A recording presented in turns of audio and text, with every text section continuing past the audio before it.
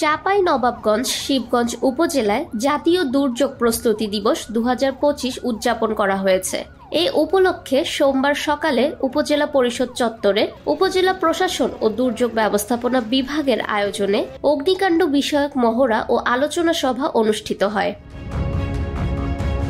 শিবগঞ্জ উপজেলা নির্বাহী অফিসার মোহাম্মদ আজাহার আলী সভাপতিত্বে ও উপজেলা প্রকল্প বাস্তবায়ন কর্মকর্তা মোহাম্মদ মিজানুর রহমান পরিচালনায় আলোচনা সভায় বক্তব্য রাখেন উপজেলা মহিলা বিষয়ক officer Mosammat Umme Sumaiya, concert UP chairman Mohammad Shefaul মুলক, উপজেলা সমাজসেবা অফিসার মোহাম্মদ নুরুল ইসলাম, উপজেলা ফায়ার সার্ভিস স্টেশনের ভারপ্রাপ্ত অফিসার মোহাম্মদ কাদেরি কিবরিয়া সহ কর্মকর্তা ও অন্যান্য ব্যক্তিবর্গ উপস্থিত ছিলেন।